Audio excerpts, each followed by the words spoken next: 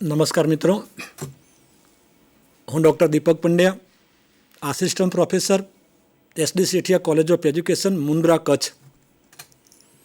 Indian institute of teacher education IIT-ના 2 વર્ષના B.Ed અભ્યાસક્રમમાં પ્રથમ સેમેસ્ટરમાં પેપર કોડ CUS-1 અભ્યાસક્રમ વિકાસના સિદ્ધાંતો અંતર્ગત જે યુનિટ 4 અભ્યાસક્રમ વિકાસ પ્રક્રિયા, એમાં આજે આપણે 4.2 એટલે કે ધ્યેયો અને હેતુઓની રચના એના વિશે વાત કરીશું, જેને ધ્યેય, ગોલ, લક્ષ્યાંક કહે છે અને ઓબ્જેક્ટિવ હેતુઓ કહે છે. આપણે અગાઉના જે કંઈ ક્ષેત્રમાં કાર્ય કરી ગયા ત્યારે વાત કરી હતી કે ચોક્કસ તાર્કિક વિચારણાઓની સ્થાપના થાય, એની સમક્ષ જે જરૂરિયાતો મૂકવામાં આવી છે એ જરૂરિયાતોને મૂલવવામાં આવે. હવે આપણે એ જ વાતને લઈને આગળ વાત કરવા જઈ રહ્યા છીએ, જેમાં છે એના ચોક્કસ ધ્યેય, એના લક્ષ્યાંકો અને હેતુઓ, એની રચના કરવી. આ મેં તમને અગાઉ પણ કહ્યું હતું ને અત્યારે પણ કહું છું કે D.K. વ્હીલર નામના પશ્ચિમી કેળવણીકાર અને એણે જે કંઈ સોપાન આપ્યા છે એ સોપાન ક્રમની અંદર જ છે તાત્વિક વિચારણાની સ્થાપના અને જે કંઈ જરૂરિયાતોની ચકાસણી, એ પાયો છે. અને એ પાયા પછી આ જે ધ્યેયો, જે લક્ષ્યાંકો અને હેતુઓની રચના કરવામાં આવે છે એ સોપાન શરૂ થાય છે. તો એના સોપાન અંતર્ગતની આપણે વાત કરીશું, જેમાં લક્ષ્યાંકો અને હેતુઓની રચના કરવી. એકમ 4 4.2. હવે અભ્યાસક્રમના જે કંઈ લક્ષ્યાંકો છે એના વિશે વાત કરીએ તો શિક્ષણ ઉદ્દેશ્યપૂર્ણ પ્રક્રિયા છે. ચોક્કસ વિષય વસ્તુ ઉપર જરૂરી પદ્ધતિ અને પ્રયુક્તિઓ અજમાવવામાં આવે છે અને એ અજમાવ્યા પછી ઈચ્છિત નિપજ, સમજો, શિક્ષણ છે એ વિદ્યાર્થીઓની અપેક્ષિત જરૂરિયાતો પૂર્ણ કરે છે. એટલે કે અપેક્ષિત વર્તન પરિવર્તન એ શિક્ષણ છે. વર્તન પરિવર્તન તો આવે, પણ માનો કે શિક્ષણમાં રોકાયેલા એવા આપણી અપેક્ષા ન હોય એવા પરિવર્તનો આવે તો એ શિક્ષણ નથી. શિક્ષણ તો ઉદ્દેશ્યપૂર્ણ પ્રક્રિયા છે. આ ઉદ્દેશ્યપૂર્ણ પ્રક્રિયા ક્યારે સફળ થાય તો આખી એક એની પ્રક્રિયા છે. અને જો આપણે નામ સાંભળ્યું હોય તો એક પશ્ચિમી મનોવૈજ્ઞાનિક ગિલફર્ડે સ્ટ્રક્ચર ઓફ ઇન્ટેલિજન્સ, જેને બુદ્ધિનું SI મોડેલ કહેવામાં આવે છે, એના 3 પરિમાણ આપ્યા છે, ત્રિપરિમાણ. એમાં આગત એટલે કે ઇનપુટ છે, પછી પ્રક્રિયા એટલે કે પ્રોસેસ છે, અને પ્રોડક્ટ એટલે કે નિષ્પત્તિ છે. આ વસ્તુ કાર્ય કરે છે. વિદ્યાર્થીના માનસમાં એક વિષય વસ્તુના રૂપમાં વસ્તુ પ્રવેશ કરે છે, ઇનપુટ થાય છે. શિક્ષક એના કાર્યાનુભવ દ્વારા, એની વાણી અને વર્તન દ્વારા, વિવિધ પ્રકારના રેફરન્સીસ દ્વારા એની ઉપર પ્રક્રિયા કરાવે છે. જે વસ્તુ ચોક્કસ એક ફેક્ટરીમાં એક મશીન દ્વારા થાય છે કે લો મટીરિયલ્સ આવે છે, એની ઉપર પ્રોસેસ થાય છે અને એક પ્રોડક્ટ થાય છે. એ જ વસ્તુ શિક્ષણમાં લાગુ પડે છે. ચોક્કસ સામગ્રીના રૂપમાં વિદ્યાર્થીના માનસમાં એક વિષય વસ્તુ પ્રવેશ કરે છે. એ દ્રશ્ય હોઈ શકે, શ્રાવ્ય હોઈ શકે, પ્રવેશ કરે છે. એની ઉપર પ્રક્રિયા કરાવવામાં આવે છે, જેમાં શિક્ષકનો મુખ્ય રોલ હોય છે. અને આ સામગ્રી અને આ પ્રક્રિયા બંને દ્વારા એ શિક્ષક અને આખો અભ્યાસક્રમ, શિક્ષણ જગત એક ચોક્કસ પ્રકારની અપેક્ષાઓ રાખે છે કે આ પ્રમાણે થવું જોઈએ. એ છે નિષ્પત્તિ, પ્રોડક્ટ એટલે કે નિપજ એ પ્રાપ્ત થાય છે. આ અભ્યાસક્રમના લક્ષ્યાંકો કહી શકાય. આ લક્ષ્યાંકો આ પ્રક્રિયાની અંદરથી પસાર થાય છે. શૈક્ષણિક પરિણામો કે અંતિમ ઉદ્દેશ્યો એ અભ્યાસક્રમ લક્ષ્યાંકો કહી શકાય. જે કંઈ પરિણામ મળે છે, જે રિઝલ્ટના રૂપમાં આપણે કહી શકીએ, ખરેખર એ આઉટકમના રૂપમાં છે, આઉટપુટ નહીં. શિક્ષણને જરૂર છે આઉટકમ. એટલે એ જે આઉટકમ મળે છે, પરિણામ મળે છે, અંતિમ ઉદ્દેશ્ય છે, એ અભ્યાસક્રમ લક્ષ્યાંકો કહી શકાય છે. અભ્યાસક્રમ લક્ષ્યાંકો એ મૂલ્યો, નિર્ણય શક્તિ, હકારાત્મક દ્રષ્ટિકોણ, રાષ્ટ્રવાદ અને સ્વાવલંબન વગેરેનો માનો કે સરવાળો છે. આ અભ્યાસક્રમ જે ધ્યેય છે, એક વસ્તુ તમને કહી દઉં કે ધ્યેય અને લક્ષ્ય છે એક માઇનોર ડિફરન્સ છે. એમાં લક્ષ્ય એ વિસ્તૃત બાબત છે અને એનું સીમિત રૂપ એ ધ્યેય છે. માનો કે કોઈ માણસે એક એવું નક્કી કરે કે મારે સારા માણસ બનવું છે, તો સારો માણસ બનવું એનું લક્ષ્ય છે. પણ સારો માણસ શામાં? પરિવારમાં, એ જે કાર્ય કરે છે સંસ્થામાં. આ જે છે એ ધ્યેય છે. તો ધ્યેય સીમિત બનાવે છે લક્ષ્યને. પણ અહીં આપણે જે વાત કરીએ છીએ ધ્યેયના અર્થમાં કહો કે લક્ષ્યાંકના અર્થમાં કહો, આ જે કંઈ ધ્યેય છે એમાં મૂલ્યો પણ હોય. મિત્રો, આજે આપણા સમાજને અથવા દેશને જો તાતી જરૂરિયાત હોય તો મૂલ્યવર્ધનની છે. આજે જે કંઈ આપણે સમસ્યાઓ ભોગવી રહ્યા છીએ એ સમસ્યાઓના મૂળમાં મૂલ્યોનું અધઃપતન છે. આજે માણસ પાસે જ્ઞાન નથી એવું નથી, જ્ઞાનનો અભાવ નથી. માણસ પાસે સંપત્તિ નથી એવું નથી, સંપત્તિનો કંઈ અભાવ નથી. માણસ પાસે ટેકનિક નથી એટલે કે સ્કિલ નથી એવું પણ નથી, કૌશલ્યનો પણ અભાવ નથી. પણ આજે જો માણસમાં મોટા ભાગે જો અભાવ જોવા મળતો હોય તો મૂલ્યોનો અભાવ છે. જ્ઞાનવાન વ્યક્તિ હોય, કૌશલ્યયુક્ત વ્યક્તિ હોય, સંપત્તિવાન હોય, તેમ છતાં પણ મૂલ્યહીનતાના કારણે એવા કંઈક કાર્યો કરે છે જે સમગ્ર સમાજ અને રાષ્ટ્ર ભોગવે છે. તો આ અભ્યાસક્રમ આવા ધ્યેય રાખે છે.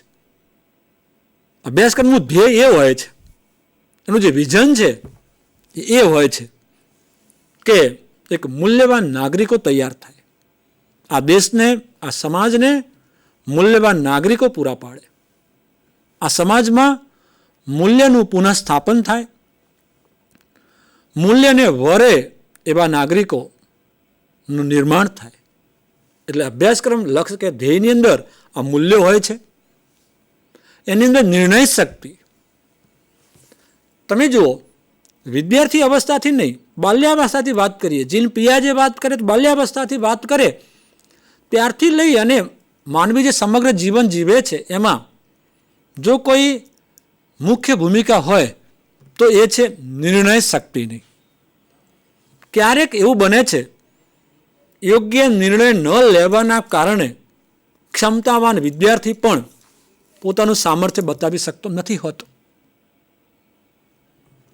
તો આ ધ્યેય કે લક્ષ્ય એવું રાખવામાં આવે છે કે આ નિર્ણય શક્તિવાળા, પ્રબળ નિર્ણય શક્તિવાળા નાગરિકો તૈયાર થાય.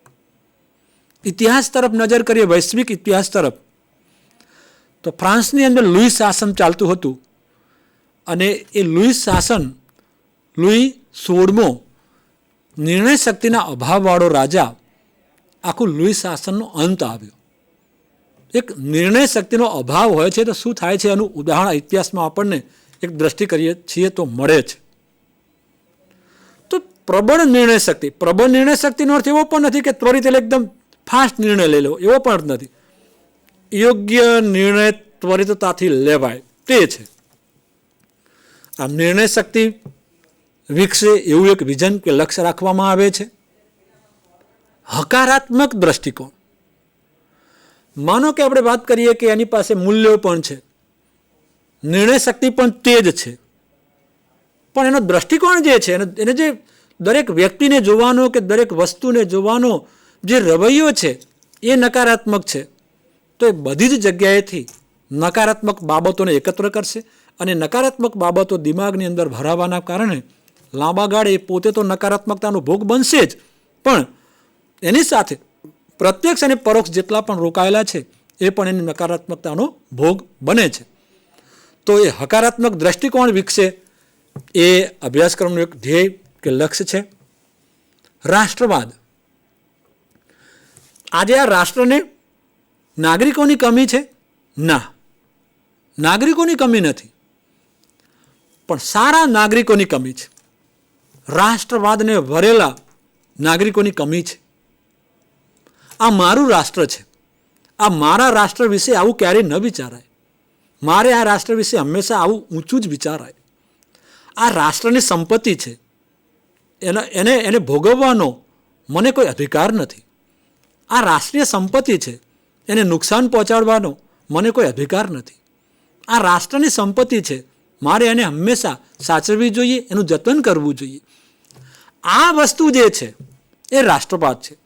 મિત્રો, એક સમય હતો જ્યારે લોકો રાષ્ટ્ર માટે મરતા હતા, પોતાના જીવનની આહુતિ આપતા હતા, પોતાના પ્રાણનું બલિદાન આપતા હતા, એટલે કે રાષ્ટ્ર માટે મરતા હતા.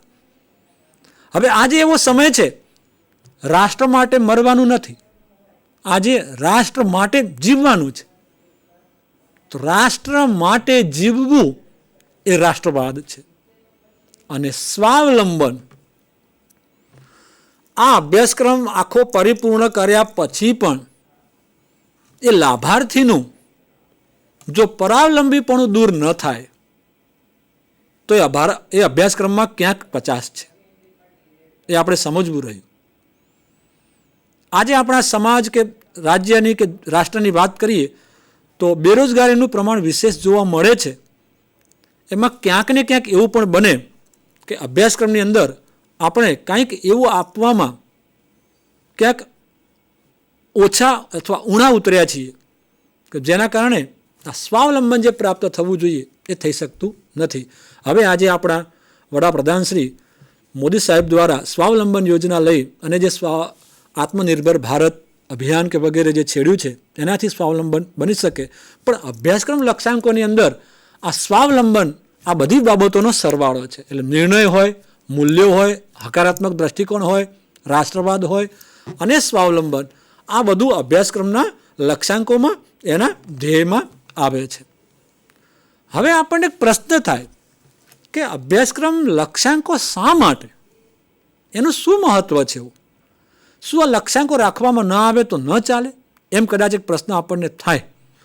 તો એના સંદર્ભમાં આપણે વાત કરીએ તો એનું મહત્વ આ પ્રમાણે છે કે અભ્યાસક્રમ જે લક્ષ્યાંકો છે, જે ધ્યેય છે, એ શૈક્ષણિક વિકાસની દિશા નક્કી કરે છે. એની એક ચોક્કસ દિશા પ્રદાન કરે છે ધ્યેય. કે તમે આ શિક્ષણના ક્ષેત્રમાં છો, શિક્ષક પ્રશિક્ષણના ક્ષેત્રમાં છો તો તમે આ સ્થાનને પામશો. તમે ઇજનેરીના ક્ષેત્રમાં છો, આટલા સમય પછી તમે આ સ્થાનને પામશો. આપે જોયું હશે કે અભ્યાસક્રમની અંદર એક ચોક્કસ એની નિષ્પત્તિ મૂકવામાં આવે છે કે જેને આપણે MLL તરીકે પહેલાં ઓળખતા હતા, મિનિમમ લેવલ ઓફ લર્નિંગ. કે આટલો અભ્યાસ કર્યા પછી, અધ્યયન કર્યા પછી વિદ્યાર્થી આટલું કરી શકશે. એક દિશા નક્કી થાય છે, એ ધ્યેયનું કામ છે. કાર્યક્રમનું સ્તર નક્કી કરે છે. જે અભ્યાસક્રમ જે કંઈ પ્રોગ્રામ માટે તૈયાર થયો છે, જે માનો કે BEd પ્રોગ્રામ માટે થયો છે, એન્જિનિયરિંગ પ્રોગ્રામ માટે થયો છે, ફાર્માસ્યુટિકલ પ્રોગ્રામ માટે તૈયાર થયો છે, તો એ પ્રોગ્રામનું લેવલ બનાવે છે કે આ લેવલને છે, આ સ્તર સુધીનું છે. એ ધ્યેય નક્કી કરે છે. એટલે વિદ્યાર્થી જ્યારે પ્રવેશ કરે છે ત્યારે એને એનું લેવલ નક્કી થાય છે. આજે આપણે જે કંઈ આરંભ સ્તરે જે કસોટીઓ લઈએ છીએ, જેને આપણે એન્ટ્રન્સ ટેસ્ટ કહીએ છીએ, તો એ જે કંઈ પ્રવેશ પરીક્ષા છે એનું લેવલ નક્કી કરે છે.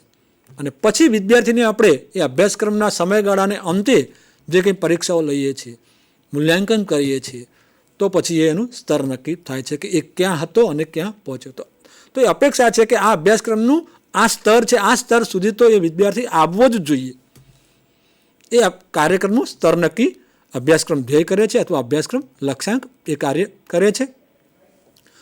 અભ્યાસક્રમના જે કંઈ ધોરણો છે, ધોરણ એટલે માપદંડ, એના જે કંઈ માપદંડ નક્કી કરે છે અને એ જે કંઈક અપેક્ષાઓ છે એ અપેક્ષાઓની વિદ્યાર્થીઓને જાણ કરે છે. અભ્યાસક્રમ પોતે કહે છે કે મારા માપદંડ આટલા છે, આટલું કાર્ય થવું જોઈએ. જો મારા ક્ષેત્રમાં કોઈ આવવા માગે છે તો આ પ્રમાણેનું કાર્ય કરવું પડશે, આ પ્રમાણેની અપેક્ષાઓ પરિપૂર્ણ કરવી પડશે વગેરે. તો એ અપેક્ષાઓ અને જે ધોરણો છે એ વિદ્યાર્થીઓને જણાવે છે. એટલે વિદ્યાર્થીઓને આગોતરી જાણ આ ધ્યેયના કારણે થાય છે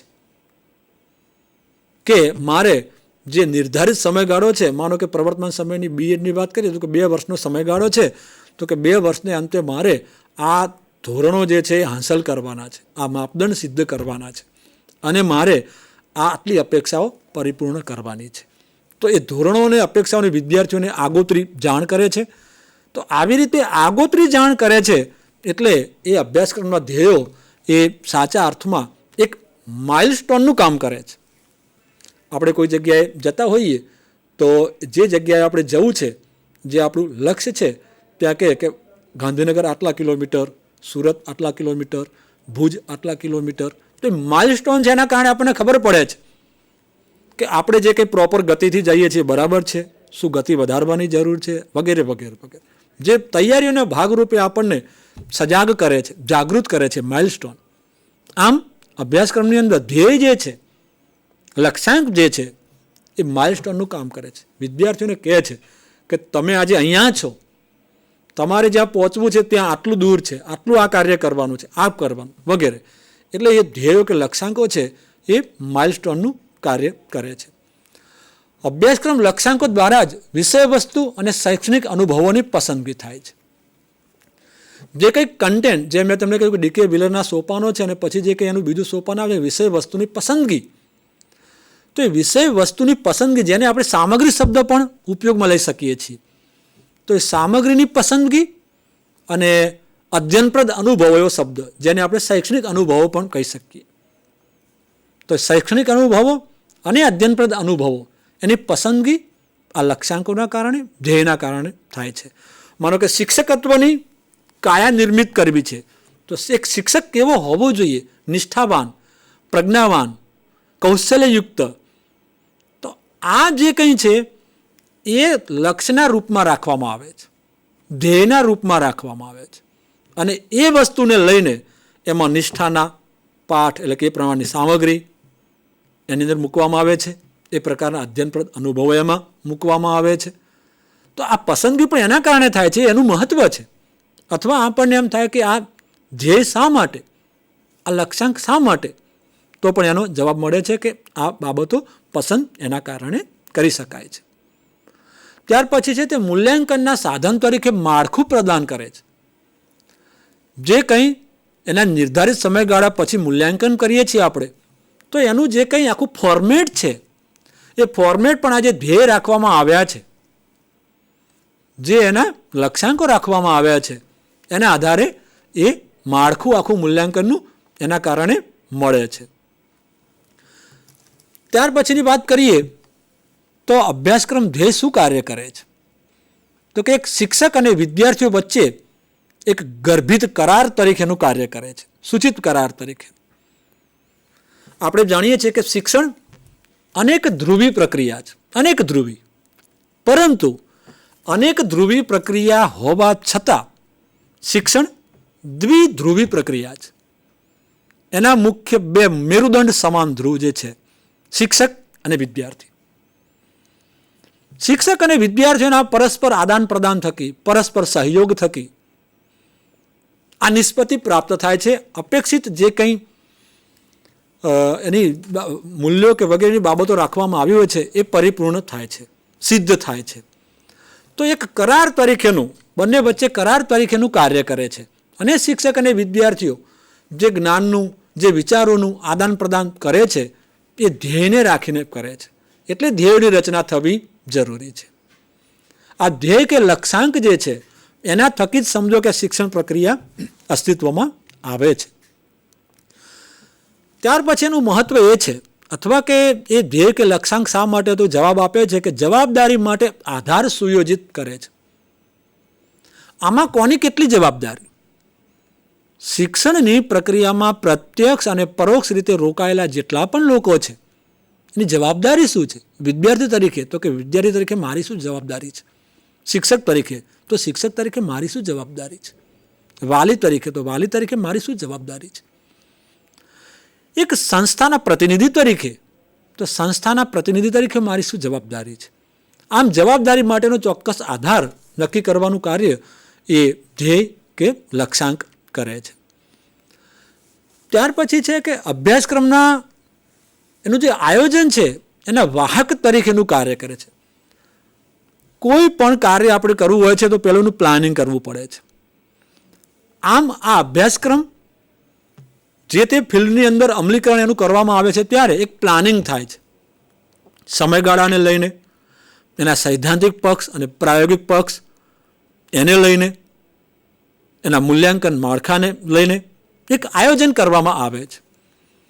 આ આયોજનનું વાહક એટલે કે એને દોરવનાર, એ પ્લાનિંગને અમલમાં મુકાવવાવાળું કોઈ જો પ્રબળ માધ્યમ હોય તો એ ધ્યેય કે લક્ષ્ય છે.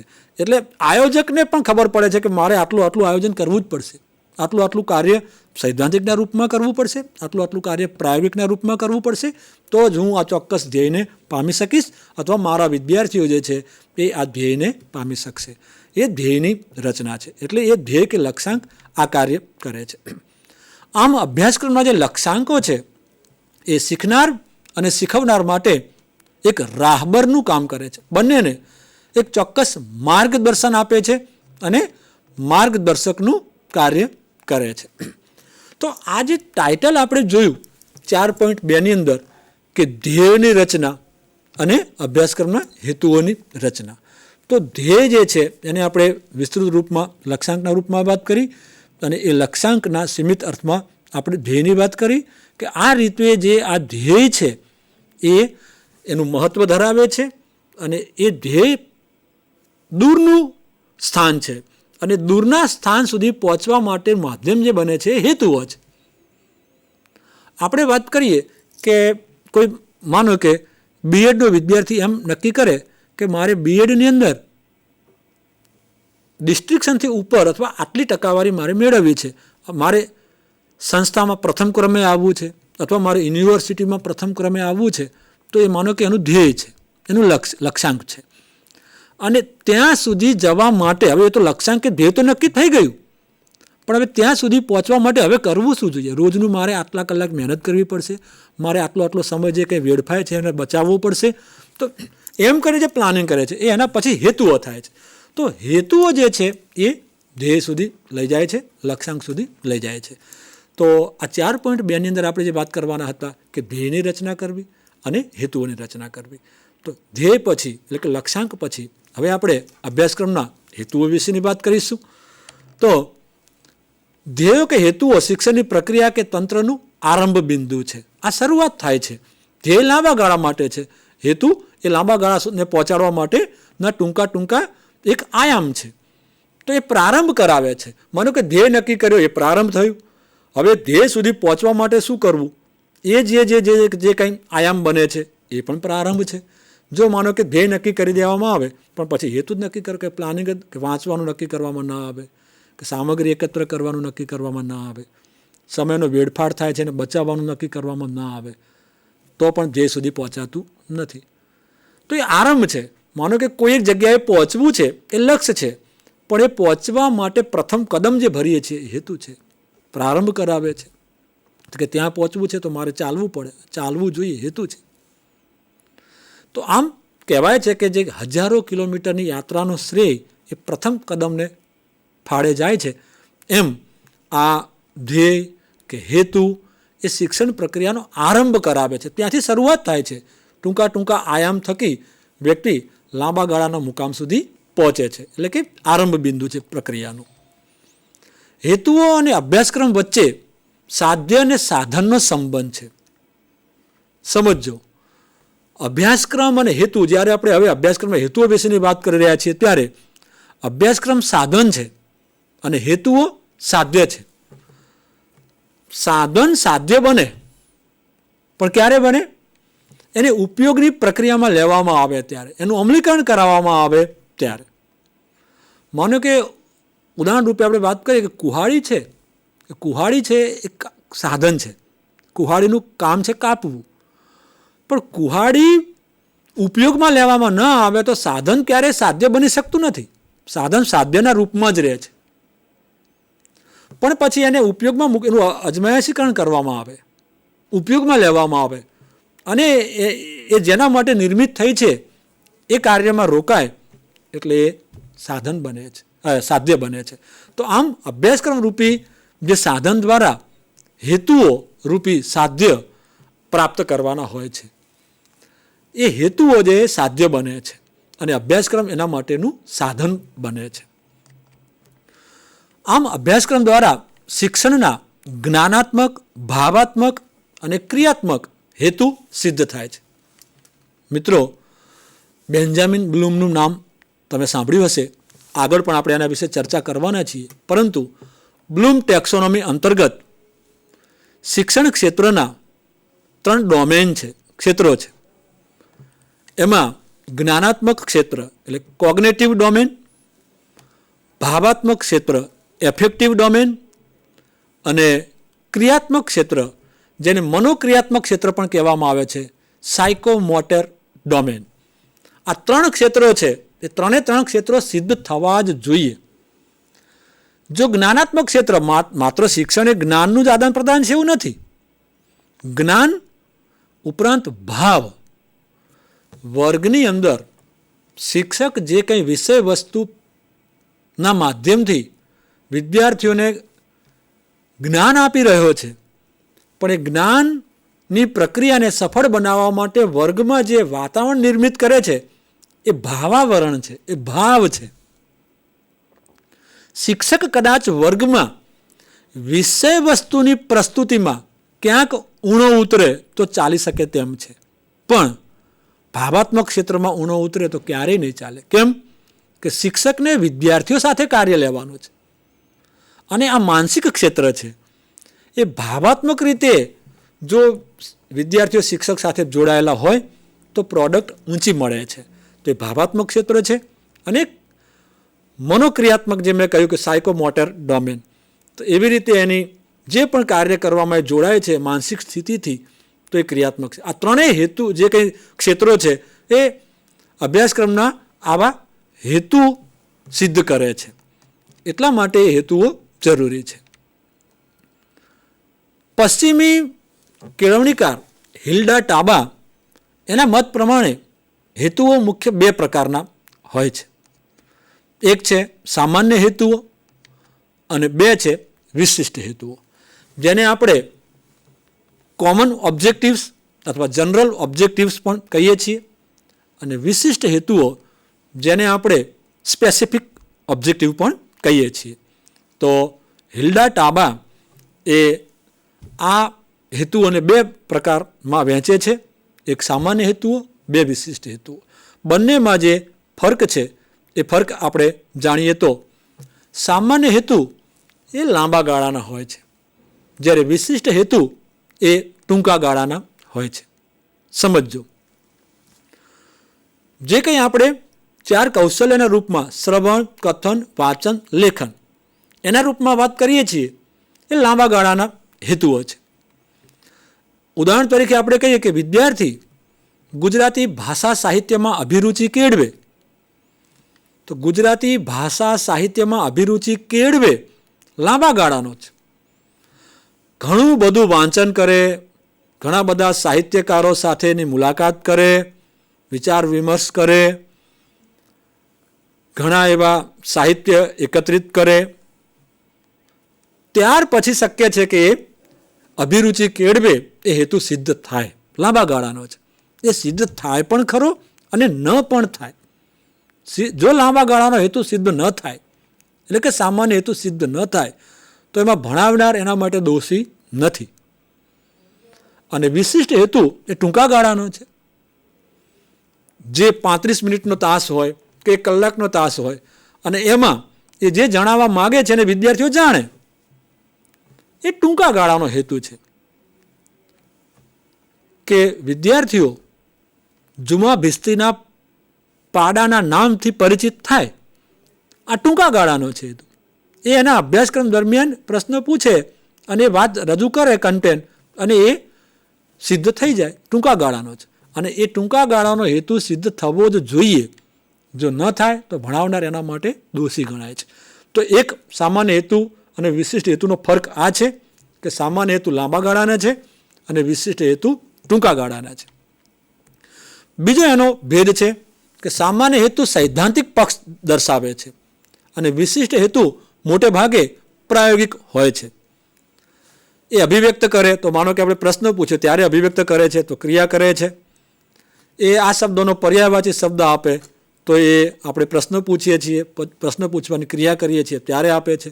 તો એ પ્રાયોગિક છે. ટૂંકા ગાળાના જે હેતુ છે, જે વિશિષ્ટ હેતુ જેને આપણે કહીએ છીએ, એ મોટે ભાગે પ્રાયોગિક હોય છે અને સામાન્ય હેતુ જે છે એ સૈદ્ધાંતિક હોય છે, એ લાંબા ગાળાના હોય છે.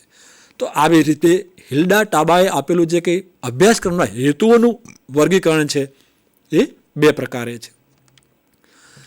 આ ઉપરાંતની આપણે વાત કરીએ કે શૈક્ષણિક હેતુઓના મુખ્યત્વે 3 સ્ત્રોત છે. હિલ્ડા ટાબાનું વર્ગીકરણ જે કંઈ આપણે જોયું, સામાન્ય હેતુ અને વિશિષ્ટ હેતુ, 2 પ્રકારે વર્ગીકરણ જોયું. પણ એ જે શૈક્ષણિક હેતુઓના સ્ત્રોત છે, જે રિસોર્સિસ છે, એ 3 છે. એક સમાજ છે, 2 વ્યક્તિ છે અને 3 જ્ઞાન છે. હવે સમજો કે આ પણ 3 સ્વતંત્ર નથી. આ પણ 3 અલગ હોવા છતાં પણ એમની વચ્ચે ચોક્કસ પ્રકારનું સાયુજ્ય સ્થપાયેલું છે, જેને આપણે જોઈએ. પહેલું છે સમાજ. સામાન્ય રીતે શૈક્ષણિક ઉદ્દેશ્યોનું જે નિર્ધારણ છે એ સમાજ દ્વારા પોતાની જરૂરિયાતોને પૂર્તિ કરવા તેમજ સમસ્યાઓના સમાધાન માટે કરવામાં આવે છે. આ એક વાત છે રિસોર્સ સમાજ. સમાજ આજે આપણે હેતુઓ જોઈ રહ્યા છીએ, ઉદ્દેશ્ય જે કંઈ જોઈ રહ્યા છીએ, સમાજની જરૂરિયાતોને ધ્યાનમાં રાખીને અને સમાજની જે સમસ્યાઓ છે એના નિવારણને ધ્યાનમાં રાખીને કરવામાં આવે છે. એટલે એક રિસોર્સ જ્યારે હેતુ નક્કી કરવામાં આવે છે ત્યારે એ એક રિસોર્સ મળે છે સમાજ. સમાજ એ સ્ત્રોત છે, એમાંથી આ હેતુ નક્કી થાય છે. હેતુ અસ્તિત્વમાં આવે છે આ રિસોર્સમાંથી, કે સમાજ કઈ કઈ જરૂરિયાતો ઝંખે છે પૂર્ણ કરવા માટે, અને સમાજ કઈ કઈ સમસ્યાઓથી પીડાય છે, સમાજ કઈ સમસ્યાઓમાંથી છુટકારો ઈચ્છે છે. આ વસ્તુને પછી એ હેતુ બનાવવામાં આવે છે. તો શૈક્ષણિક હેતુના મુખ્ય 3 સ્ત્રોત છે. એક સમાજ છે, બીજો વ્યક્તિ છે. સમાજની પોતાની જે કંઈ જરૂરિયાતોની પૂર્તિ તેમજ સમસ્યાઓનું સમાધાન વ્યક્તિ દ્વારા જ થાય છે, એ પણ એનો રિસોર્સ છે. એ વ્યક્તિને પણ ધ્યાનમાં લેવામાં આવે છે. અને 3 છે જ્ઞાન. સમાજમાં જોવા મળતી સભ્યતા એ જ્ઞાનને આભારી છે. જ્ઞાનના માધ્યમ થકી વ્યક્તિ સમાજની જરૂરિયાતો અને સમસ્યાઓના સમાધાન અંગે રસ્તાઓ શોધે છે. આ 3 રિસોર્સ છે.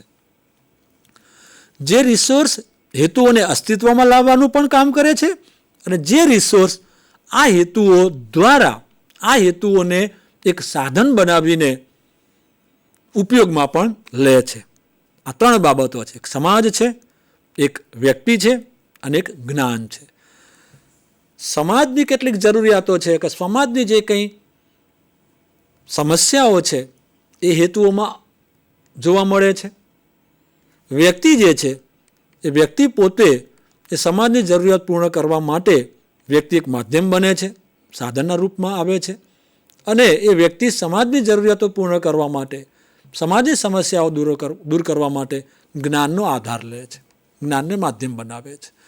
આમ આ 3 જે રિસોર્સ છે એ અભ્યાસક્રમના હેતુઓના રિસોર્સ છે.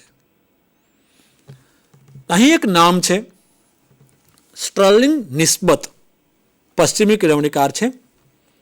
સ્ટર્લિંગ નિસ્બતે અભ્યાસક્રમના સામાન્ય અને વિશિષ્ટ હેતુ ઉપરાંત એક અન્ય હેતુ ઉપર પોતાના વિચારો રજૂ કર્યા છે.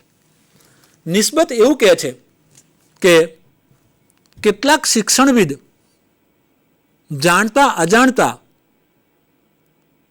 માત્ર શૈક્ષણિક ઉપર જ એટલે કે સામાન્ય હેતુ ઉપર જ ધ્યાન કેન્દ્રિત કરે છે, તો કેટલાક જાણતા અથવા અજાણતા વિશિષ્ટ હેતુ ઉપર જ ધ્યાન કેન્દ્રિત કરે છે. પરંતુ આ બંને વર્ગ દ્વારા એક મધ્યમ માર્ગીય જે કંઈ ઉદ્દેશ્ય છે, જે હેતુ છે, એની ઉપેક્ષા થાય છે. એટલે નિસ્બત, સ્ટર્લિંગ નિસ્બત નામના જે કેળવણીકાર એ હિલ્ડા ટાબાએ આપેલું છે કે બે પ્રકારનું વર્ગીકરણ શૈક્ષણિક હેતુઓનું, અભ્યાસક્રમના હેતુઓનું, સામાન્ય અને વિશિષ્ટ, એ ઉપરાંત એણે કહ્યું કે ત્રીજો એક પ્રકાર છે જે મધ્યમ માર્ગીય હેતુઓ છે. એણે મધ્યમ માર્ગીય હેતુઓને સ્થાન આપ્યું છે. તે કહે છે કે સૈદ્ધાંતિક અને વ્યવહારિક પક્ષના બંને છેડા મધ્યમ માર્ગીય હેતુઓથી સદાય છે. એટલે કે એક જે છે એ સૈદ્ધાંતિક પક્ષ છે જેને આપણે સામાન્ય હેતુ કહ્યા હતા, અને એક વિશિષ્ટ હેતુ જેને આપણે કહ્યું હતું કે પ્રાયોગિક છે. એટલે પ્રાયોગિક એટલે વ્યવહારિક.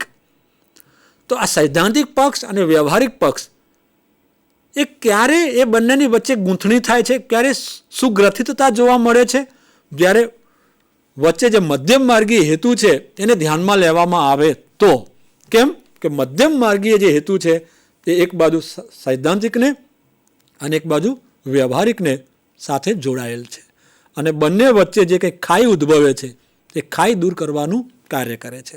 આમ સ્ટર્લિંગ નિસ્બત અભ્યાસક્રમના હેતુઓમાં એક હેતુ ઉમેરે છે, જે હિલ્ડા ટાબાએ બે કહેલા સામાન્ય અને વિશિષ્ટ, તો સ્ટર્લિંગ નિસ્બત કહે છે કે એક ત્રીજો પણ હેતુ છે અભ્યાસક્રમની અંદર, એની પણ ચોક્કસ ભૂમિકા છે, એ છે મધ્યમ માર્ગીય હેતુઓ. એ સ્ટર્લિંગ નિસ્બતે પોતાના પુસ્તક પર્પઝ ઇન ધ કરિક્યુલમ, અભ્યાસક્રમમાં જે હેતુઓ જે છે માં શૈક્ષણિક હેતુઓનું એક ચેકલિસ્ટ તૈયાર કર્યું છે, જેમાં મુખ્ય બે વર્ગ બતાવવામાં આવ્યા છે. એક પર્યાવરણ સાથે સમાયોજન અને વ્યક્તિગત વિકાસ. સમજો, આ બહુ જ મહત્વનો મુદ્દો છે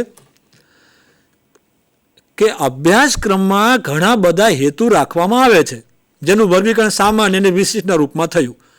નિસ્બતે ત્રીજું મૂક્યું મધ્યમ માર્ગીય.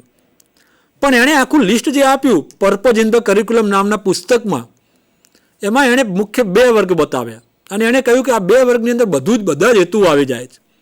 એક છે પર્યાવરણ સાથે સમાયોજન, એટલે કે આ અભ્યાસક્રમનો લાભ લેનાર લાભાર્થી વિદ્યાર્થી એ એના નિર્ધારિત સમયગાળા પછી, એટલે કે 2 વર્ષનો અભ્યાસક્રમ પૂર્ણ કરે કે 3 વર્ષનો અભ્યાસક્રમ પૂર્ણ કરે પછી આ અભ્યાસક્રમ કયો હેતુ રાખે છે કે પર્યાવરણ સાથે સમાયોજન. એટલે કે એ એના પારિવારિક પર્યાવરણ, સંસ્થાકીય પર્યાવરણ જે કંઈ છે એની અંદર સમાયોજન સ્થાપિત કરે, અનુકૂલન સ્થાપિત કરે, એડજસ્ટ થાય, જ્ઞાનવાન હોય, કૌશલ્યયુક્ત હોય, ટેકનોસેવીય હોય, પણ તેમ છતાં માનો કે એ અપાનુકૂલિત બને, અનએડજસ્ટ, અનુકૂલિત, એટલે કે અનુકૂલન સ્થાપિત ન કરે, સમાયોજન સ્થાપિત ન કરે, તો એનું જ્ઞાન કોઈને કામ આવતું નથી. એટલે પર્યાવરણ સાથે સમાયોજન અને 2 છે વ્યક્તિગત વિકાસ. આ 2ની અંદર અભ્યાસક્રમમાં બધા હેતુ આવી જાય છે. નિસ્બતે આ 2માં 6 એમ કરીને કુલ 12 હેતુઓ મૂક્યા છે. ઉદાહરણ તરીકે થોડીક વાત કરું તો પર્યાવરણ સાથે સમાયોજનની અંદર એણે સફળ ગૃહસ્થીને સ્થાન આપ્યું છે, નિરાંતનો જે કંઈ સમયગાળો છે એને સ્થાન આપ્યું છે. આવી રીતે એણે 6 પોઈન્ટ્સ પર્યાવરણ સાથે સમાયોજનમાં અને વ્યક્તિગત વિકાસમાં, સામાજિક વિકાસ, આર્થિક વિકાસ, ધાર્મિક વિકાસ, સાંસ્કૃતિક વિકાસ, એમ 6 પોઈન્ટ લીધા છે. એટલે પર્યાવરણ સાથે સમાયોજનમાં 6 પોઈન્ટ અને વ્યક્તિગત વિકાસમાં 6 પોઈન્ટ, એમ કરીને કુલ 12 હેતુઓ 2 વર્ગની અંદર એણે રાખ્યા છે.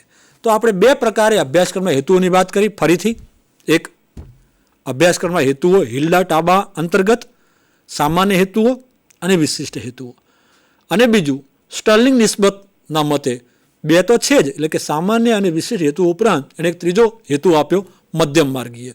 મધ્યમ માર્ગીમાં એણે 2 જે હેતુઓનું લિસ્ટ બનાવ્યું એણે પુસ્તક જે લખ્યું પર્પઝ ઇન ધ કરિક્યુલમ, એની અંદર એણે 2 વર્ગ પાડ્યા, પર્યાવરણ સાથે સમાયોજન અને વ્યક્તિગત વિકાસ. આ 2 થવું જ જોઈએ. અભ્યાસક્રમની અંદર આ હેતુઓ રાખવામાં આવે જ છે અને અભ્યાસક્રમ હેતુ સિદ્ધ કરાવે એવો સક્ષમ બનવો જ જોઈએ. અને વ્યક્તિ અનુકૂલિત હોય અને એ અનુકૂલિત થઈ અને જો કાર્ય કરે તો આપોઆપ એનો વ્યક્તિગત વિકાસ થાય છે, એવું નિસ્બત પણ અભ્યાસક્રમના હેતુઓના માધ્યમથી અહીં કહે છે.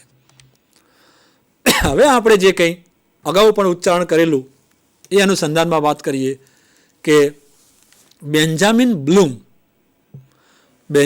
બ્લૂમે બોધાત્મક ક્ષેત્રની શૈક્ષણિક હેતુઓની 6 શ્રેણીઓનું વર્ગીકરણ કર્યું છે, જેને આપણે બ્લૂમ ટેક્સોનોમી પણ એવો શબ્દ વાપરીએ છીએ. તો બ્લૂમ ટેક્સોનોમી અંતર્ગત જે હેતુઓનું વર્ગીકરણ છે એને આપણે હવે અહીંયા જોઈશું અને એ અભ્યાસક્રમની અંદર ચોક્કસ સ્થાન પામે જ છે. અભ્યાસક્રમની અંદર એ હોય જ છે અને પ્રત્યક્ષ રૂપે હોય છે. તો જે બ્લૂમ ટેક્સોનોમી છે એ માનો કે આ હેતુઓને લઈ અને કેન્દ્ર સ્થાને છે, જેના જે કંઈ 6 શ્રેણીઓનું વર્ગીકરણ કર્યું છે એની આપણે વાત કરીએ તો પહેલું છે જ્ઞાન.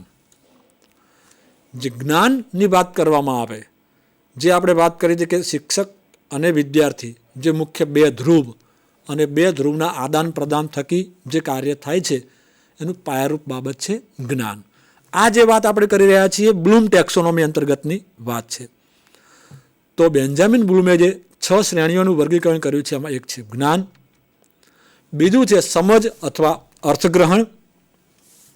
વિદ્યાર્થી જે જાણકારી મેળવે છે એ જાણકારીને સમજે, ખાલી જાણે એટલું જ નહીં, જાણીને સમજે, એટલે કે એમાં રહેલો ચોક્કસ અર્થ છે એ ગ્રહણ કરે, અર્થગ્રહણ કરે. એટલે જ્ઞાન, સમજ અથવા અર્થગ્રહણ, ઉપયોજન. હવે અહીંયા પણ એક વાત કરી દઉં કે આ જે 6 શ્રેણી આપણે જોવા જઈ રહ્યા છીએ એ 6 શ્રેણી સ્વતંત્ર નથી. જ્ઞાન જુદું છે અને સમજ જુદું, ના, આવું નથી. જ્ઞાન છે એ જ્ઞાન એક સ્તર પછી એ સમજમાં પરિણમે છે. ત્યારે સમજમાં જ્યારે પરિણમે છે ત્યારે એમાં જ્ઞાન છે જ. જ્ઞાન અને સમજ 2 ભેગા થયા છે અને જ્ઞાન અને સમજ થકી પછી એ ઉપયોગમાં લે છે, એ ઉપયોજન છે. એવું ન બને કે જ્ઞાન ન હોય ને સમજ ન હોય ને વ્યક્તિ ઉપયોગ કરે, બની જ ન શકે. કોઈ પણ વસ્તુ ઉપયોગમાં લેવી છે, કોઈ સિદ્ધાંત ઉપયોગમાં લેવો છે, શીખેલું વ્યવહારમાં ઉપયોગમાં લેવું છે તો જ્ઞાન અને સમજ હોવું જોઈએ. આ ક્રમ છે. તો જ્ઞાન, સમજ, ઉપયોજન. આ ઉપયોજન એ કૌશલ્ય પણ કહી શકાય અને કૌશલ્ય પણ છે, કેમ કે ઉપયોગમાં લેવું છે કૌશલ્ય છે. કોઈ માનો કે જે અભ્યાસક્રમ છે, સ્વિમિંગની વાત કરીએ કે તરવાની કળા કે તરણ ક્ષેત્રનો અભ્યાસક્રમ કે વગેરે છે, અને પછી એ જે શીખ્યા જ્ઞાનના રૂપમાં, સમજનું અર્થગ્રહણ કર્યું, હવે એને ઉપયોગમાં લેવું છે, સ્કિલ છે, કૌશલ્ય છે. જે જ્ઞાન જાણકારી મેળવી હતી, જે સમજ મેળવી હતી એને હવે ઉપયોગમાં લેવાનું છે. એટલે ઉપયોગ છે એ સ્કિલ છે, કૌશલ્ય છે. પછી વિશ્લેષણ છે, જેને આપણે અગાઉ પણ શબ્દનો ઉપયોગ કર્યો હતો કે જુદું પાડવું, વિભાગીકરણ કરવું, એનાલિસિસ કરવું, વિશ્લેષણ છે. તો જુદું ક્યારે પાડી શકાય? અને આ દરેક વિશે આપણે ચર્ચા કરીશું, પણ અત્યારે આપણે વાત કરીએ છીએ કે જ્યારે એની પાસે જ્ઞાન છે, જ્યારે સમજ છે, જ્યારે એ ઉપયોગમાં લેવા સક્ષમ બને છે ત્યારે વિશ્લેષણ છે. આ હેતુઓનું જે કંઈ શ્રેણી આધારિત વર્ગીકરણ છે. પછી સંશ્લેષણ છે, જેવી રીતે જુદું પાડે છે, કોઈ ચોક્કસ હેતુ આધારિત જુદું પાડવું, હા, ખાલી જુદું પાડવું, ભેગું કરવું એમ નહીં. તો હેતુપૂર્ણ રીતે જુદું પાડવામાં આવે છે, એવી જ રીતે સાર્થક રીતે, અર્થસભર, હેતુપૂર્ણ રીતે ભેગું કરવું, સંશ્લેષણ કરવું જેને કહી શકાય છે, અને મૂલ્યાંકન કરવું. સારા નરસાનો ભેદ તારવવું, એમાં રહેલી જે કંઈ બાબત છે તફાવત નક્કી કરવો, આ મૂલ્યાંકન છે. તો બેન્જામિન બ્લૂમ, જેને બ્લૂમ ટેક્સોનોમી કહે છે, એ અંતર્ગત 6 શ્રેણીઓનું જે વર્ગીકરણ કર્યું છે એ 6 શ્રેણીઓનું વર્ગીકરણ જ્ઞાન, સમજ, ઉપયોજન અથવા કૌશલ્ય, વિશ્લેષણ, સંશ્લેષણ અને મૂલ્યાંકન છે. આને આપણે હવે અલગ અલગ રીતે દરેકને સ્વતંત્ર રીતે જોઈએ અને એના કેટલાક ઉદાહરણરૂપ ક્રિયાપદ પણ જોઈએ કે જે અભ્યાસક્રમની અંદર હેતુઓમાં જોવા મળે છે. તો પ્રથમ ક્રમે આપણે જોઈએ જ્ઞાન. તો જ્ઞાન શું છે? તો અગાઉ જે શીખેલી સામગ્રીને યાદ કરવી એટલે જ્ઞાન ધરાવવું કહી શકાય. જે કંઈ સામગ્રી શીખ્યા છીએ એ યાદ કરવામાં સ્મૃતિપટ ઉપર રહે એ જ્ઞાન છે. કે ઓ આ જ્ઞાન થયું, મને આ જાણકારી મને મળી જે શીખ્યા તે. અને શિક્ષક પાસેથી અથવા સ્વ રીતે પણ જ્ઞાન પ્રાપ્ત થઈ શકે છે. જ્ઞાન માટે પરોક્ષ માધ્યમ જ જવાબદાર હોય તેવું નથી, સ્વથી પણ જ્ઞાન પ્રાપ્ત થઈ શકે છે. તો શીખેલી સામગ્રીને યાદ કરવી એટલે જ્ઞાન ધરાવવું એમ કહી શકાય. તો આ જ્ઞાન જે શ્રેણી છે એના અભ્યાસક્રમમાં હેતુઓ કેવા હોઈ શકે એના ઉદાહરણરૂપ ક્રિયાપદ જોઈએ. હવે તમને એમ થાય કે આ બધું કેમ અત્યારે આપણે જોઈ રહ્યા છીએ? તો આપણા 2 વર્ષના શિક્ષક પ્રશિક્ષણ અભ્યાસક્રમની અંદર તમારે એક પ્રાયોગિક કાર્યના રૂપમાં બ્લુપ્રિન્ટ પણ તૈયાર કરવાની હોય છે. આ બ્લુપ્રિન્ટ જે છે કંઈ ત્રિપરિમાણ દર્શક સારણી, તો એની અંદર તમારે આ જ્ઞાન, સમજ, ઉપયોજન એટલે કે કૌશલ્ય એના પ્રશ્નો બનાવી અને પ્રશ્નપત્ર તૈયાર કરવાનું હોય છે. તો એ પ્રશ્નપત્ર તૈયાર કરતી વખતે અભ્યાસક્રમની અંદર આ જે હેતુઓ છે એ હેતુઓ ચોક્કસ સમજવા જરૂરી છે કે કેવા હેતુઓ એ જ્ઞાનના હેતુઓ કહી શકાય અથવા કેવા પ્રશ્નો જ્ઞાનના કહી શકાય, અથવા જ્ઞાનના હેતુ બનાવવા છે તો એના ક્રિયાપદ કેવા હોય, એની પાછળ કેવું ક્રિયાપદ લાગે. જ્ઞાનનો પ્રશ્ન બનાવવો છે તો એ પ્રશ્નની પાછળ કેવા ક્રિયાપદ લાગે, એ ઉદાહરણરૂપ ક્રિયાપદ એટલે કે તમે એક ચોક્કસ આદર્શ પ્રશ્નપત્ર તૈયાર કરી શકો. એટલા માટે આ ચર્ચા અત્યારે આ હેતુઓના વર્ગીકરણમાં બેન્જામિન બ્લૂમના માધ્યમથી આપણે કરી રહ્યા છીએ, બ્લૂમ ટેક્સોનોમીના માધ્યમથી કરી રહ્યા છીએ. તો એના ઉદાહરણરૂપ ક્રિયાપદ કંઈક આ પ્રકારે છે. વ્યાખ્યાયિત કરે એટલે કે એની સંકલ્પના જે છે એ વ્યક્ત કરે. કોઈ પદ છે, કોઈ શબ્દ છે, એ ભાષા, માનો કે ભાષા, તો ભાષા કોને કહી શકાય?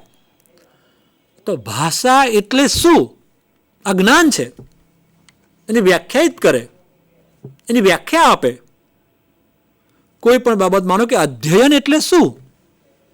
તો અધ્યયન એ શબ્દને વ્યાખ્યાયિત કરે. આ જ્ઞાનનો પ્રશ્ન છે, આ જ્ઞાનનો હેતુ છે કે વિદ્યાર્થીઓ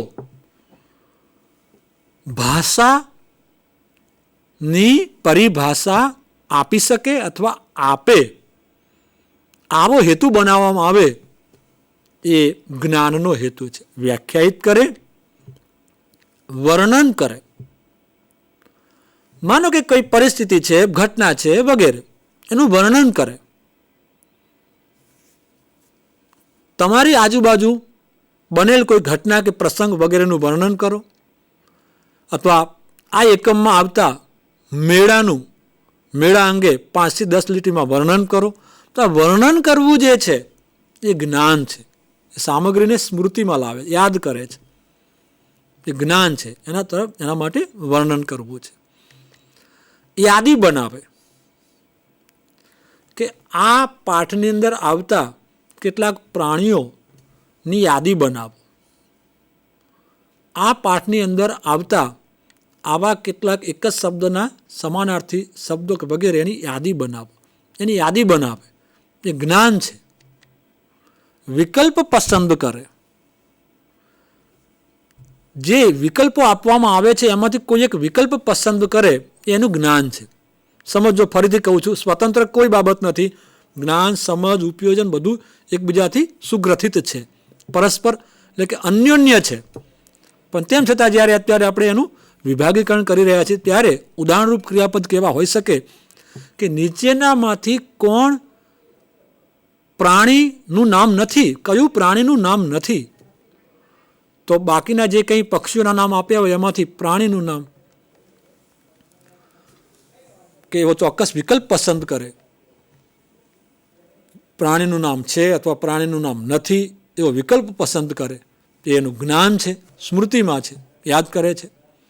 જણાવે, એનું નામ જણાવો. આ જે કંઈ પદ્ધતિ છે પદ્ધતિના પ્રણેતા કોણ છે જણાવો.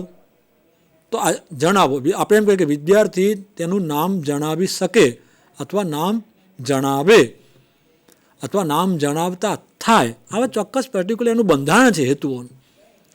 તો એ જ્ઞાનના હેતુઓ છે. આમ અગાઉ શીખેલી જે સામગ્રી છે એને યાદ કરવી એટલે જ્ઞાન છે. તો એક બાબત મિત્રો આપણે જોઈ જ્ઞાન બ્લૂમ ટેક્સોનોમી અંતર્ગત. બીજું છે સમજ અથવા અર્થગ્રહણ, એટલે કે આપેલ સામગ્રીના અર્થને પામવાની શક્તિ એટલે સમજ અથવા અર્થગ્રહણ.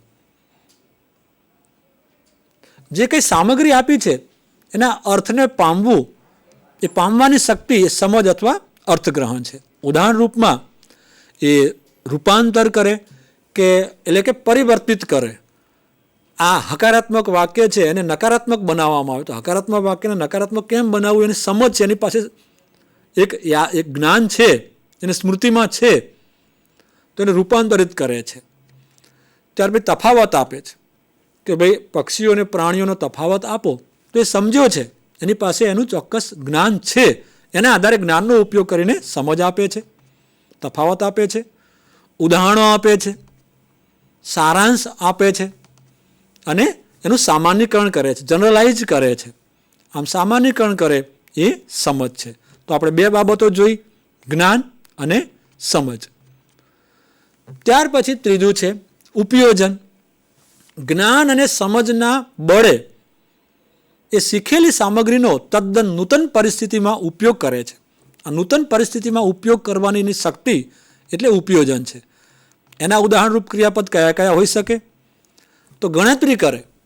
ગણિતની અંદર માનો કે એની પાસે જે કંઈ જ્ઞાન ને સમજ છે એના આધારે એ પદને આગળ ગણતરીમાં મૂકે તો એ ઉપયોજન છે. તૈયાર કરે, આવું એક કોષ્ટક તૈયાર કરે. ત્યાર પછી જે કોયડો આપ્યો છે એ કોયડાનો ઉકેલ આપે. આમાંથી કોઈ વસ્તુ, વ્યક્તિ વગેરેને ઓળખી બતાવે, કોઈ પ્રાણી, પક્ષી વગેરેનું નામ કે એ ઓળખી બતાવે, એ ઉપયોજન છે. અને પરિવર્તન કરે. તો આ જે કંઈ બાબત છે, હવે તમને એમ થાય કે હમણાં પરિવર્તન સમજની અંદર પણ આવ્યું હતું, તો એ જે સમજ છે એ સમજ અને જ્ઞાનના બળે એ ઉપયોજન કરે છે. તો એનો કંઈક રોલ પણ અહીં રહેવાનો, એટલે ઉપયોગ કરેના અર્થની અંદર એને લઈ શકાય છે. ત્યાર પછી આપણે ચોથી બાબત જોઈએ છીએ વિશ્લેષણ, એટલે કે જુદું પાડવું. અધ્યયન સામગ્રીને તેના ઘટક તત્વોમાં વિભાજિત કરવાનું સામર્થ્ય એટલે વિશ્લેષણ. એના ઘટક તત્વો છે ચોક્કસ, જુદું પાડવું મેં કહ્યું તેમ ખાલી અલગ કરી દેવું એમ નહીં, ઘટક તત્વોના આધારે વિભાજિત કરવાનું કૌશલ્ય. ઉદાહરણરૂપ ક્રિયાપદની અંદર વિભાગીકરણ કરે, સંબંધો જોડે, રૂપરેખા તૈયાર કરે, ભેદ પારખે વગેરે વગેરે, એ બધું વિશ્લેષણમાં આવે છે, અલગ કરે છે. માનો કે કઠોળને અલગ કરે, ધાન્ય પાકને અલગ કરે, તેલીબિયાને અલગ કરે, તો વિભાગીકરણ છે એ વિશ્લેષણના રૂપમાં છે. પાંચમું છે સંશ્લેષણ, ભેગું કરવું. અધ્યયનના વિવિધ ઘટક તત્વોને જોડી નવા સ્વરૂપનું સંગઠન રચવાની ક્રિયા એટલે સંગઠન. તો જુદા જુદા ઘટક તત્વો આપ્યા હોય એ ઘટક તત્વોને સાર્થક રીતે જોડે. માનો કે હાથ, પગ, માથું, બધું શરીરના અલગ અલગ અવયવો છૂટા છૂટા આપવામાં આવે અને પછી એને કહેવામાં આવે કે આને જોડી બતાવો અથવા આના આધારે એક ચિત્ર તૈયાર કરો. તો એ ભેગું કરવું જે છે એ સંશ્લેષણ છે. તો એનું સંયોજન કરે, એકત્રીકરણ કરે, આવા ઉદાહરણરૂપ ક્રિયાપદ છે. એક રચના કરે, મેં કહ્યું એમ કે પાંખો જુદી છે, ચાંચ જુદી છે, પગ જુદા છે અને પક્ષીનું ચિત્ર તૈયાર કરે, તો એ સંશ્લેષણ છે. યોજના કરે, સમયને લઈને, સ્થળને લઈને, વ્યક્તિઓની સંખ્યાને લઈને બધું ભેગું કરી અને એક આખી યોજના બનાવે, એક પ્લાનિંગ તૈયાર કરે, તો એ સંશ્લેષણ છે. વળી પાછું એના આધારે પુનઃ આયોજન કરે, તો એ સંશ્લેષણ છે. આપણે જે જોઈ રહ્યા છીએ બ્લૂમ ટેક્સોનોમી અંતર્ગત જે 6 શ્રેણીઓનું વિભાગીકરણ, એના આધારે આપણે 5 શ્રેણીની વાત કરી સંશ્લેષણ સુધીમાં. અને છઠ્ઠું છે મૂલ્યાંકન. સામગ્રી અંગે નિર્ણય લેવાની કે મૂલ્યાંકન કરવાની શક્તિ એટલે મૂલ્યાંકન. જે ભેદ પારખવાની શક્તિ છે. ઉદાહરણરૂપ ક્રિયાપદમાં આપણે વાત કરી કે તુલના કરે, કે ભાઈ બે વ્યક્તિઓ વચ્ચે, બે વસ્તુ વચ્ચે તુલના કરવામાં આવે, બે પરિસ્થિતિ વચ્ચે તુલના કરો, કઈ સારી, કઈ વધુ સારી, કેમ, આમાં શું છે, આમાં શું છે, એ મૂલ્યાંકન કર્યું કહી શકાય. તો સામગ્રી અંગે નિર્ણય લેવાની જે કંઈ પ્રક્રિયા છે એ મૂલ્યાંકન છે અને મૂલ્યાંકિત કરવાની શક્તિ છે. સાચા ખોટા ઠેરવે, કયું સાચું છે શું ખોટું એને જણાવે. ટિપ્પણી કરે કોઈ પક્ષી વિશે, કોઈ સંસ્થા વિશે, વ્યક્તિ વિશે, એ પોતાના વિચારો મૂકે છે તો એનું મૂલ્યાંકન કરીને કહે છે. મૂલ્યાંકન કર્યું કહી શકાય. યથાર્થતા સાબિત કરે. પ્રશ્ન પૂછાય કે આ પાઠના શીર્ષકની યથાર્થતા સિદ્ધ કરો તો એ મૂલ્યાંકન છે. ફલિતાર્થ તારવે, કોઈ સિદ્ધાંત સમજાવવામાં આવે અને આનો શૈક્ષણિક ફલિતાર્થ રજૂ કરો તો એ આખો એનો નિચોડ છે, નિચોડ એ મૂલ્યાંકન છે.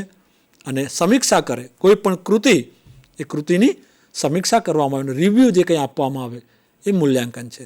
તો મિત્રો, આ હેતુઓની રચના કરવી અભ્યાસક્રમમાં આવા બ્લૂમ ટેક્સોનોમી અંતર્ગત આવા 6 શ્રેણીઓ અને 6 શ્રેણીઓ અંતર્ગત ઉદાહરણરૂપ ક્રિયાપદ આવા આપવામાં આવે છે.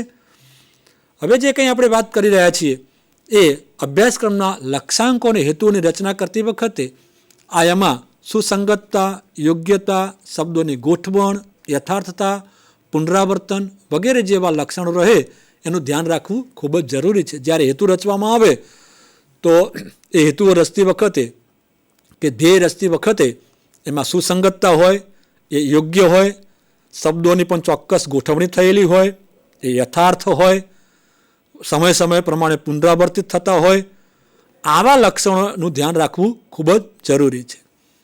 તો મિત્રો, આમ શિક્ષણ જ્યારે ઉદ્દેશ્યપૂર્ણ પ્રક્રિયા માનવામાં આવે છે ત્યારે અભ્યાસક્રમની રચના સમયે એ લક્ષ્યાંકો એટલે કે ધ્યેયો અને હેતુઓની અહમ ભૂમિકા રહે છે.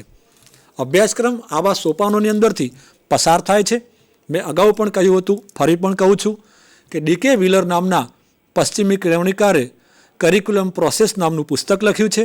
એ કરિક્યુલમ પ્રોસેસની અંદર એણે 6 હેતુઓ, 5 મુખ્ય એવા સોપાન આપ્યા છે અને 5 સોપાનની અંદર એણે જે વાત કરી છે એમાં પાયો જે છે તાર્કિક વિચારણાની સ્થાપના અને જરૂરિયાતોની ચકાસણી કરવી. ત્યાર પછી જે સોપાન શરૂ થાય છે એ સોપાનના પ્રથમ જ સોપાનની અંદર આ વાત આવે છે કે એનું હેતુ નિર્ધારણ કરવું. એની જે કંઈ જરૂરિયાતોની ચકાસણી થયા પછી એના હેતુઓ રચવા. તો જે ધ્યેય અને હેતુઓની રચના એ અભ્યાસક્રમના વહનમાં આરંભ બિંદુ છે. આ હેતુઓ પછી કેટલા અંશે સિદ્ધ થયા કે વગેરે એનું ચોક્કસ સમયના અંતરે મૂલ્યાંકન કરવામાં આવે છે. તો મિત્રો, અભ્યાસક્રમ નિર્મિત થાય ત્યારે પણ આ સોપાનોમાંથી પસાર થવું પડે છે. અભ્યાસક્રમનું જ્યારે કંઈ પુનઃ સંસ્કરણ કરવામાં આવે છે ત્યારે પણ આ હેતુઓને ધ્યાનમાં લેવામાં આવે છે અને અભ્યાસક્રમ આખો બદલવો જ પડતો હોય છે, નવો જ રચવો પડતો હોય છે, ત્યારે પણ આ હેતુઓને ધ્યાનમાં રખાય છે. અપેક્ષા રાખું છું કે આપ મારી આ વાતને સારી રીતે સમજી શક્યા હશો. મારી અપેક્ષાઓ જે હતી આપને આ સમજાવવાની, એ મારા યથાયોગ્ય શક્તિ પ્રમાણે મેં તમને સમજાવવાનો પ્રયત્ન કર્યો છે. જય ભારત, જય હિન્દ.